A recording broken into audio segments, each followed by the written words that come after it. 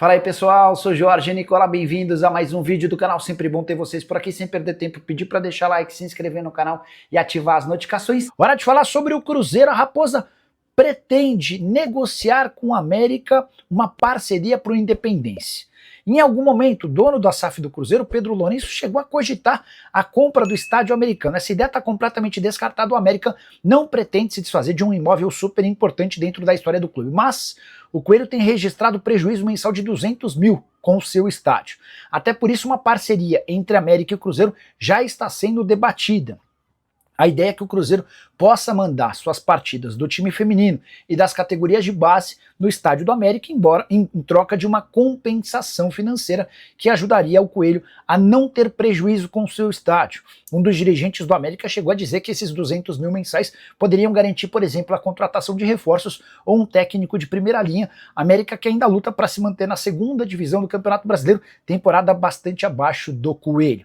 Vamos juntos com as primeiras do dia, neste sabadão de jogo de volta, em final do Campeonato Mineiro Feminino, Arena Gregorão, 3 da tarde, transmissão da TV Cruzeiro, para você que não vai à Arena Gregorão, TV Cruzeiro transmite ao vivo a finalíssima entre Cruzeiro e América. Primeiro jogo, o Cruzeiro 4-0, Cruzeiro com uma grande vantagem, com a mão no troféu do Campeonato Mineiro Feminino. O time comandado pelo Jonas Urias buscando mais um título estadual. Então, a partir das 3 da tarde, o Cruzeiro iniciando este duelo para confirmar o título mineiro. É a expectativa de todo mundo. Amanhã tem o Cruzeiro em campo no Campeonato Brasileiro, duelo com o Corinthians.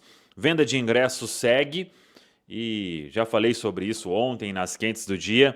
A venda deu uma estagnada. O Cruzeiro teve o tropeço diante da equipe do Juventude. Todo mundo imaginava uma vitória para encostar no Palmeiras, ficar ali 4 pontos do Flamengo, que é o líder hoje isolado da Série A do Campeonato Brasileiro, mas não deu certo e o Cruzeiro então ficou no empate diante do Juventude. Isso com certeza tirou muitos torcedores do jogo deste domingo, mas a venda segue, ingresso.cruzeiro.com.br. Rodada de número 35, faltam 4 para terminar o Campeonato Brasileiro.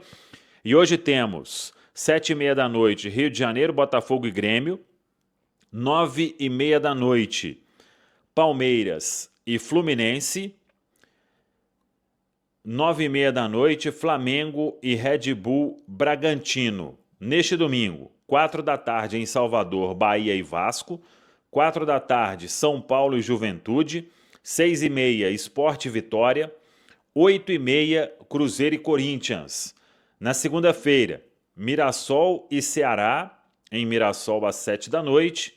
9 da noite, em Porto Alegre, Internacional e Santos. O Cruzeiro, na terceira colocação, pode garantir hoje a vaga na fase de grupos da Libertadores do ano que vem, caso o Fluminense não vença a equipe do Palmeiras, o jogo fora de casa, ou se o Botafogo for derrotado pelo Grêmio, o jogo no Rio de Janeiro. Então, com essas duas possibilidades acontecendo uma ou outra, o Cruzeiro já garante a vaga na fase de grupos da Copa Libertadores de 2026 e aí pode pensar com tranquilidade nos jogos das semifinais da Copa do Brasil, uma prévia neste domingo.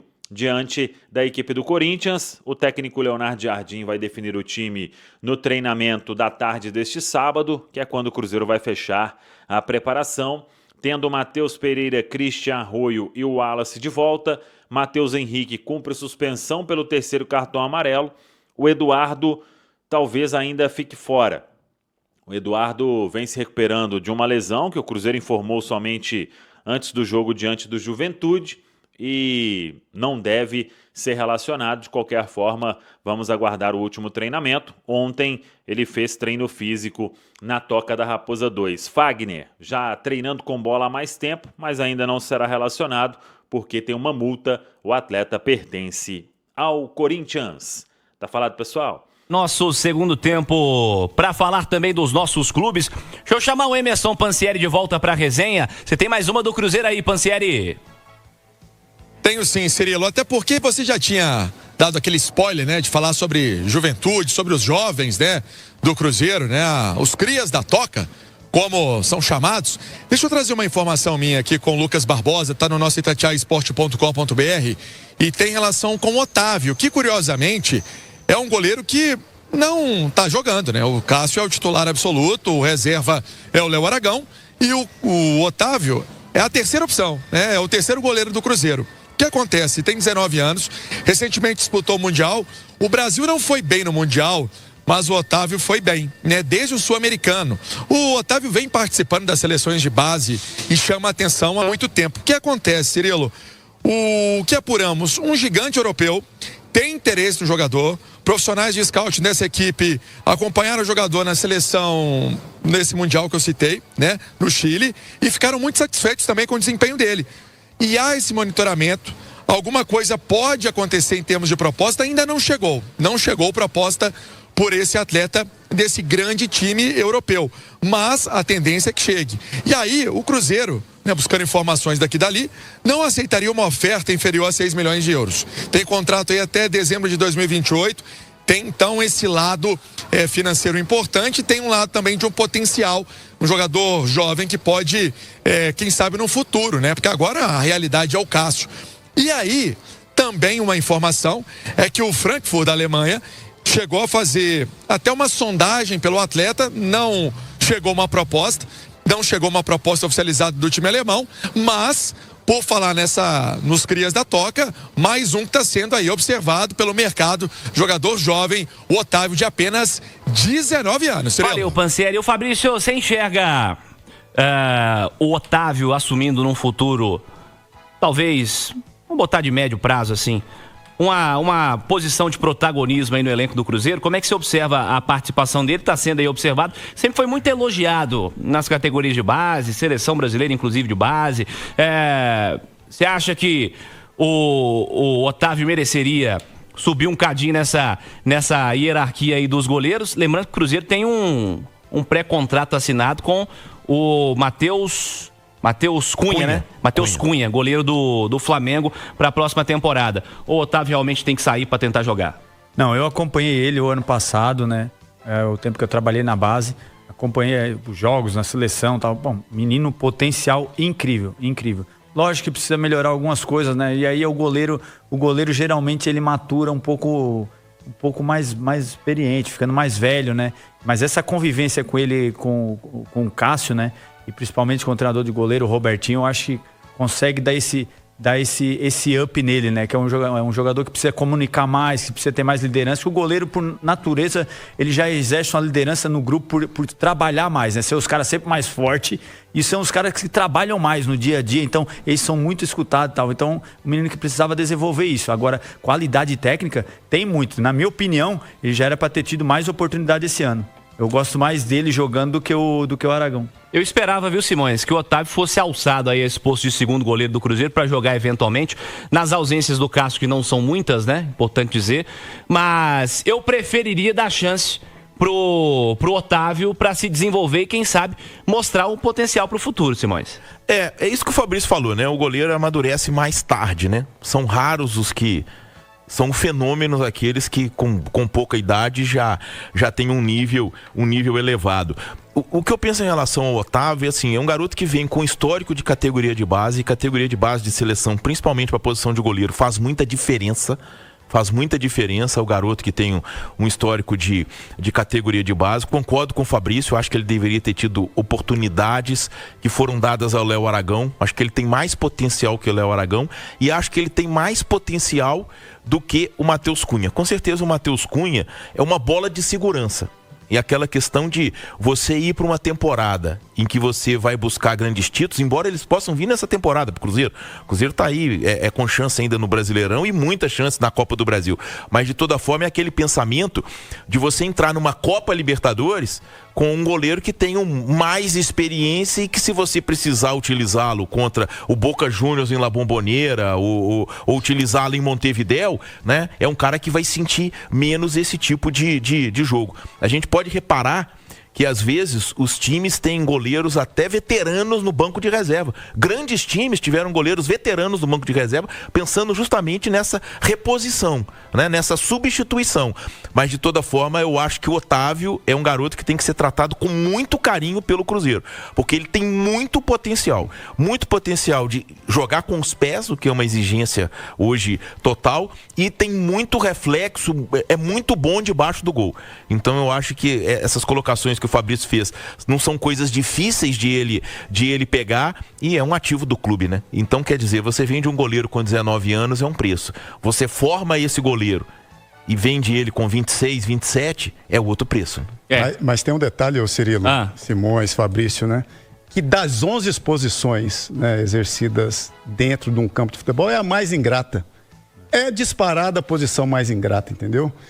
Quando você tem um titular absoluto, como viveu aqui o Fábio por tantos anos, né? E tinha um reserva que, poxa, tá ali brigando na mesma condição que foi o Rafael. Quando é que o Rafael jogou, né? Jogou pouquíssimo pelo Cruzeiro. Pois é, o Rafael teve que sair para brilhar em outro clube. Hoje é o goleiro titular de São Paulo que, depois da saída do Ceni, que também viveu mais do que uma década como titular, né? Tantos outros goleiros passaram ali sem protagonismo, porque, poxa, é o grande Rogério Ceni. O grande Fábio esteve aqui à frente dessa posição por tantos anos, né? Agora conta com o Cássio, né? Então, muitas vezes é saindo mesmo, né? Para ganhar um pouco mais de experiência, ganhar um pouco mais de jogo, né, Fabrício? Que é importante também, né? Para depois, daqui a pouco, voltar mais forte, mais experiente, né? E se colocando à disposição do clube. Deixa eu fechar com o Pansieri. Fala aí, Pansieri. Ô, Cirilo, é legal falar sobre o Otávio. Gente, eu não tô falando que ele é o Alisson, tá? Entenda isso, né? O ouvinte, vocês, né? Comentaristas, Cirilo.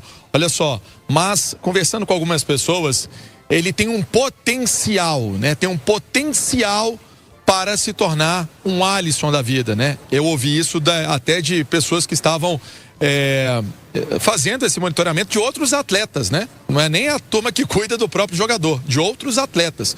Então é um potencial legal mesmo, por isso chama a atenção de alguns clubes de fora. Aqui no Brasil até surgiu alguma coisa de Portuguesa, mas pelo jeito o Cruzeiro, se for fazer uma negociação, é para fora mesmo. Deixa eu fechar aqui, Cirilo, então, com uma informação do Eduardo, que foi também uma baixa no jogo contra o Juventude, e esse atleta não vai atuar contra o Corinthians. Ele seguiu hoje fazendo fisioterapia, trabalho físico em campo. É um homem que sempre entra, né, nesse meio campo do Cruzeiro no segundo tempo com o técnico Leonardo Jardim, mas será uma ausência também para essa partida contra o Corinthians, viu, seu João Vitor? Emerson Pansieri, detalhes do Cruzeiro também aqui na turma do bate-bola. Ontem, Cruzeiro teve muitas ausências, né, Fabrício? Conversávamos ao longo do pós-jogo da Itatiaia.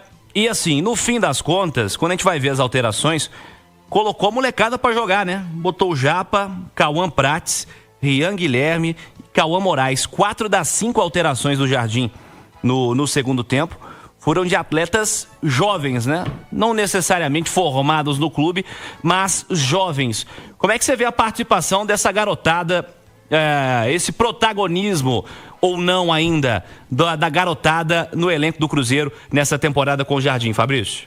Eu acho importantíssimo a gente valorizar os jogadores da base, né? Isso, todo jogador quer jogar, independente de situação, o time tá bem, tá mal. E eu acho que hoje o time tá com um padrão de jogo muito bom, jogadores que dão respaldo pra molecada, jogadores experientes, jogadores que gostam de ajudar, né? Jogadores vencedores. Porque o mais difícil de você entrar num time é um jogo onde não tem jogadores tão renomados. Então os caras às vezes acabam, tem a sua vaidade e acabam complicando a ascensão do menino.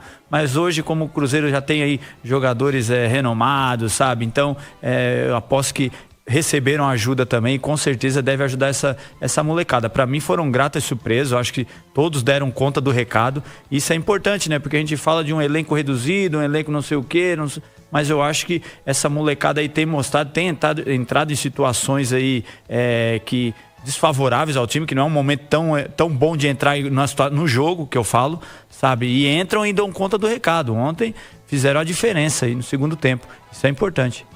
Fala pessoal, estamos aí com atualizações importantes do Cruzeiro. Se inscreva e ative o sininho para receber mais atualizações da Raposa todos os dias. Deixe seu like, que é muito importante para o crescimento do canal. Utilize o espaço aqui embaixo para registrar sua opinião. Ficamos por aqui com mais esse giro de notícias. Um abraço e até o próximo vídeo.